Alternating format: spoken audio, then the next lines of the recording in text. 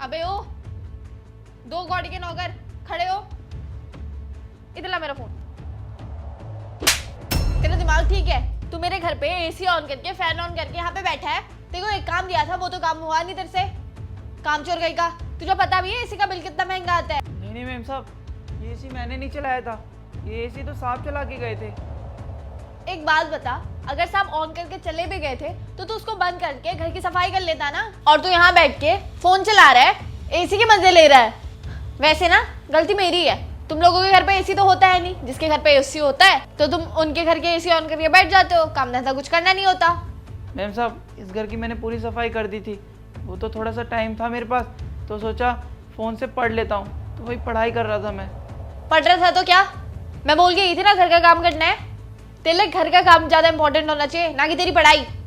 और वैसे भी पढ़ाई लिखाई करके तू बन क्या जाएगा? कलेक्टर बन जाएगा क्या कहीं का? कुछ नहीं करने वाला तो जिंदगी में। तूने नौकरगिरी करनी है आज यहाँ, नहीं तो कहीं और। बड़ा आया। और तुझे हम सैलरी किस चीज की देते हैं? यहाँ पे बैठ के पढ़ाई करने की या काम करने की? और आज के बाद अगर तूने कोई ऐसी हरकत करी ना तो मैं नौकरी से निकाल दूंगी तुझे। और जब सड़कों में नौकरी की भीख मांगेगा ना, तब तुझे समझ आएगा तूने कितनी बड़ी गलती की है। नहीं मैम साहब, आप मुझे नौकरी से मत निकालिए। अगर आप मुझे नौकरी से निकाल देंगे तो मैं अपने घर का गुजारा कैसे करूँगा? मेरी बूढ़ी माँ है, उनकी तबीयत खराब है, तो मैं उनका इलाज कैसे करा पाऊँगा? आप प्लीज़ प्लीज़ मुझे नौकरी से मत निकालिए। ओ हेलो, अपना ना ये इमोशनल ड्रामा बंद कर। मेरे को कोई शौक नहीं है तेरे ड्रामे सुनने का।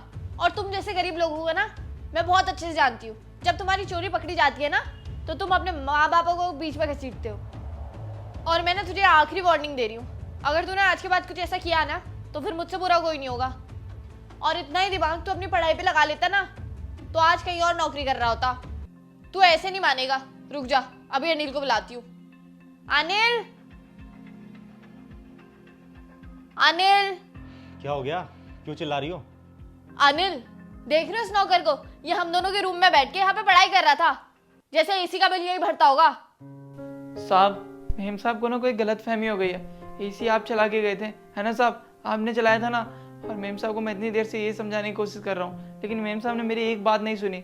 घर का काम खत्म हो गया था, सोचा थोड़ी देर पढ़ लूँ, इसलिए फ़ोन से पढ़ रहा था। लेकिन मेम साहब ने आते ही मुझे थप्पड़ मार दिया।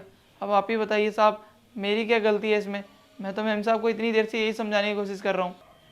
स्नेहा, तुम्हें पता है तुम जैसे लोगों की दिक्कत क्या है? तुम जैसे लोगों की दिक्कत ये है कि तुम किसी गरीब आदमी को पढ़ते हुए देख नहीं सकती।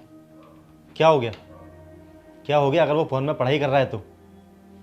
और रही बात एसी के बिल की, तो इसका बिल मैं भरता हूँ, समझी? और मुझे एक बात बताओ, अगर ये गरीब नौकर कुछ पढ़ लिख के बनना चाहता है, अपने माँ बाप का नाम रोशन करना चाहता है, तो तुम्हें इससे क्या दिक्कत है?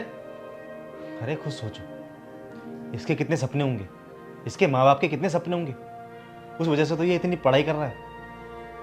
तुम जैसे लोग होते हो जो इन जैसे लोगों की सपनों के बीच में आते हो। और स्नेहा, तुम्हें एक बात बताऊं, मैं भी पहले से इतना अमीर नहीं था। मैंने भी दिन रात मेहनत करी है, दिन रात पढ़ाई करी है, उसके बाद जाके ये मुकाम हासिल करा है। आज हमारे पास सब कुछ है, पैसा, गाड़ी, मकान, सब कुछ। इसी ऐसो आराम की वजह से ना आज तुम यहाँ रह रही हो इतने अच्छे से। और तुम खुद बताओ, जब मैं इतनी मेहनत कर रहा था, अगर उस टाइम पे तुम्हारी जैसी सोच के लोग मेरे आसपास भी होते तो क्या आज मैं इतना सफल होता? मैं इस मुकाम पे होता?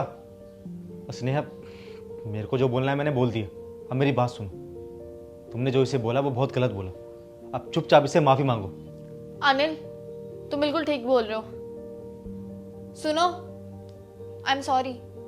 ये लो तुम्हारा फोन और जाके पढ़ लो। मैंने तुम्हें जो कुछ भी बोला उसके लिए मुझे प्लीज माफ कर देना। तुम जाओ और अपनी पढ़ाई करो। सॉरी। गलती तो हर किसी से हो जाती है, लेकिन आप माफ़ी मत मांगिए। और मैम साहब, आपने कहा था ना कि दूसरे कमरे में झाड़ू लगाने के लिए, मैं लगा देता हूँ अभी। ठीक है।